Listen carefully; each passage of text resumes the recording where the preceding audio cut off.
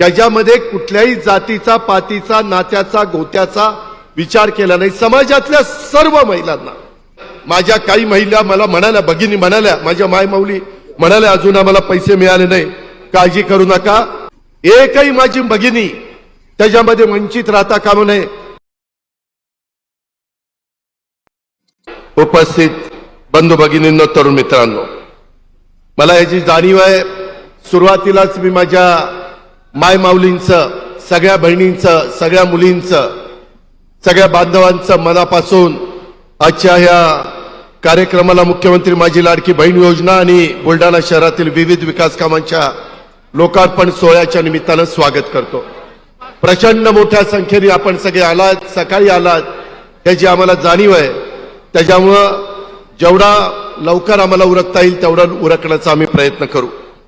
आज विदर्भाचं महाद्वार म्हणून ओळखल्या जाणाऱ्या माझ्या बुलढाण्याच्या ऐतिहासिक, सांस्कृतिक आणि पवित्र भूमीमध्ये महिला सशक्तीकरण कार्यक्रमाच्या निमित्तानं इथं आपण सगळेजण आलेला आहेत। आपल्या सर्वांचे आराध्य दैवत छत्रपती शिवाजी महाराज, स्वराज्य रक्षक छत्रपती संभाजी महाराज, स्वराज्य जननी जिजाऊ माँसाहेब छत्रपती शाहू महाराज, क्रांतीसूर्य महात्मा ज्योतिराव फुले, भारतरत्न महामानव डॉक्टर बाबासाहेब आंबेडकर, क्रांतीज्योती सावित्रीबाई फुले, राजमाता पुण्यश्लोक अहिल्यादेवी होळकर, या सर्व उपस्थित असणाऱ्या इथल्या महामानवांना मी त्यांच्या स्मृतीला वंदन करतो।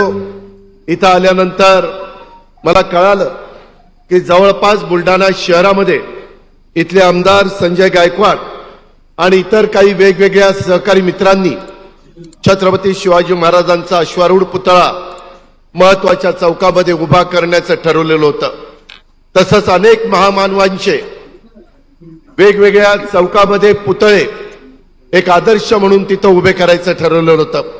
नवीन पिढीला त्यांचं नेहमी स्मरण व्हावं, त्याच्यानंतर तरुण पिढीला त्यांचे एकंदरीत त्या काळामध्ये केलेलं काम हे सतत लक्षात राहावं आणि एक चांगल्या प्रकारचं सामंजस्य हे या ठिकाणी करण्याचा प्रयत्न आमदारांनी त्यांच्या सगळ्या टीमनी केला। माझ्या माहितीप्रमाणे महाराष्ट्रामध्ये कुठल्याही शहरामध्ये एवढ्या मोठ्या प्रमाणावर पुतळ्यांची संख्या आपल्याला पाहायला मिळणार नाही, ती बुलढाणा शहरामध्ये आपल्याला पाहायला मिळते। अतिशय शहराच्या वैभवामध्ये भर घालणारे अशा पद्धतीचे हे सगळे पुतळे, त्याला सुशोभीकरण, उद्याच्याला त्याचं चांगल्या पद्धतीनं त्या बाबतीमध्ये कुठली अडचण राहू नये, कारण एवढे पुतळे असताना त्याचा मेंटेनन्स असेल, त्याचा बाकीची सगळी सुरक्षा व्यवस्था असेल, त्याची स्वच्छता असेल, त्याचा टापटीपणा असेल, हे सगळं त्या सर्वांच्या नावाला साजेसं अशा पद्धतीनं नियोजन, काही गाळे काढलेले आहेत, त्याच्यातनं पैसे त्या ठिकाणी मिळणार आहेत आणि ह्याच्यातून हे सगळं चालणार आहे। माझी विनंती आहे माझ्या बुलढाणा जिल्ह्यातल्या तमाम सहकाऱ्यांना, बुलढाणा शहरातल्या बांधवांना, जातीय सलोखा ठेवण्याचं काम, शिवशाहू फुले आंबेडकरांचा आदर्श डोळ्यासमोर ठेवून महाराष्ट्र चांद्यापासून बांद्यापर्यंत पुढे निघालेला आहे। एकनाथरावांच्या नेतृत्वाखाली आम्ही महायुतीच्या सरकारमध्ये काम करतोय। आज आल्यानंतर ज्या उत्स्फूर्तपणे माझ्या महिला, माझ्या मायमाऊली स्वागत करत होत्या, खरोखरीच मनाला समाधान वाटत होतं। असा एवढा उत्साह, एवढा आनंद, त्या चेहऱ्यावर हास्य असं क्वचितच पाहायला मिळतं। परंतु मुख्यमंत्री माझी लाडकी बहीण योजना, अनेक योजना आम्ही आणलेल्या आहेत। माझ्या बांधवांच्या करता वीज माफीची योजना असेल, त्याच्यामध्ये 3 गॅस सिलेंडर मोफत देण्याची वर्षाला योजना असेल, त्याच्या संदर्भामध्ये आमची लखपती दिदी करण्याची योजना असेल, मुलगी जन्माला आल्यानंतर ती 18 वर्षाची होईपर्यंत तिला टप्प्याटप्प्यामध्ये 1,01,000 रुपये त्या ठिकाणी देण्याची योजना असेल, अशा कितीतरी महत्वाच्या योजना या राज्य सरकारने आपल्याकरता आणलेल्या आहेत। मी आता माझ्या मायमाऊलींना त्या राखी बांधत होत्या, खरं तर रक्षाबंधन होऊन गेलं 19 तारखेला, परंतु एक प्रेमापोटी आपल्या भावाला आपण राखी बांधावी म्हणून तुम्ही सगळेजण आम्हाला राखी बांधण्याचा प्रयत्न करत होता। एवढ्या राख्या माझ्या एकनाथरावांच्या, देवेंद्रजींच्या हातामध्ये आहे। कधी एवढं प्रेम किंवा एवढ्या राख्या आम्हाला आजपर्यंतच्या रक्षाबंधनामध्ये इतके वर्ष झाली कधी आम्हाला घातलेलं पाहायला मिळालं नाही. परंतु तुमचा उत्साह बघितल्यानंतर मी मायमाऊलींना विचारत होतो, तुला पैसे मिळाले का, तुमच्या अकाउंटला पैसे आले का? अनेक जण 60 ते 70% महिला मला सांगत होत्या की दादा आमच्या अकाउंटला पैसे आले, आम्हाला पैसे मिळाले. हे सगळं करत असताना यावेळेस गरीब वर्गाला पुढे आणण्याच्या करता महायुतीच्या सरकारने हा प्रयत्न केला. त्याच्यामध्ये कुठल्याही जातीचा, पातीचा, नात्याचा, गोत्याचा विचार केला नाही. समाजातल्या सर्व महिलांना, त्या कोणत्याही धर्माच्या, जातीच्या, पंथाच्या असो, एकही माझी भगिनी त्याच्यामध्ये वंचित राहता कामा नये. जिचं उत्पन्न 2.5 लाखापर्यंत आहे, अशा पद्धतीचा क्रांतिकारी निर्णय घेतला. हा अजित पवारचा वादा आहे, मी खोटं बोलणार नाही.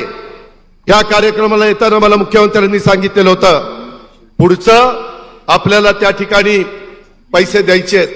काल मी 4,600 कोटीच्या चेकवर सही करून आलोय. सातत्याने दर महिन्याला तुम्हाला हे पैसे मिळणार आहेत. उद्याच्याला भाऊबीजेला पण ते पैसे मिळणार आहेत. तुम्ही काळजी करू नका. तुम्ही विरोधकांच्या भूलथाप्याला बळी पडू नका. थोर समाजसेविका ताराबाई शिंदे यांची पण भूमी आहे, त्यांना पण मी अभिवादन करतो. आता देशाचे पंतप्रधान नरेंद्र मोदी साहेबांनी वन नेशन वन इलेक्शन हे त्या ठिकाणी बिल आणण्याचं काम चालवलेलं आहे. अनेक गोष्टी होत आहेत. माझ्या काही महिला मला म्हणाल्या, भगिनी म्हणाल्या, माझ्या मायमाऊली म्हणाल्या, अजून आम्हाला पैसे मिळाले नाही. काळजी करू नका. पहिला हप्ता पुण्याला कार्यक्रम झाला, दुसऱ्याचा मला वाटतं नागपूरला कार्यक्रम झाला, तिसरा कार्यक्रम मुख्यमंत्र्यांच्या संमतीनं नाशिक किंवा संभाजीनगरला होईल. अशा पद्धतीनं हा सगळा कार्यक्रम आपण राबवतोय. मी आपल्याला सगळ्यांना ग्वाही देतो. अनेक महिलांनी मला इथं येत असताना वेगवेगळ्या अडीअडचणी सांगितल्या. मी आपल्याला पुन्हा सांगतो, ही मुख्यमंत्री माझी लाडकी बहीण योजना ही महायुतीचं सरकार बंद करणार नाही. हा चुनावी जुमला नाही. हा तुम्हाला कायम मदत करणारी भूमिका आहे. उलट राज्याच्या मुख्यमंत्र्यांनी पुढे याच्यामध्ये वाढच होईल, परंतु कमी होणार नाही, अशा पद्धतीनं जाहीर केलेलं आहे. या योजनेमुळं माझ्या ग्रामीण भागाच्या आणि शहरी भागाच्या अर्थव्यवस्थेला किंवा अर्थचक्राला गती मिळणार आहे. याही गोष्टीचा आपण विसर पडून देऊ नका. आणि वृद्धांच्या करता, इतर घटकांच्या करता, सगळ्याच वयोगटातल्या लोकांच्या करता आपण अनेक योजना आणल्यात. दुधाला 5 रुपये आपण अनुदान त्या बाबतीमध्ये देतोय. त्याच्या संदर्भामध्ये खूप काही सरकार आपल्या जनतेच्या करता करतंय.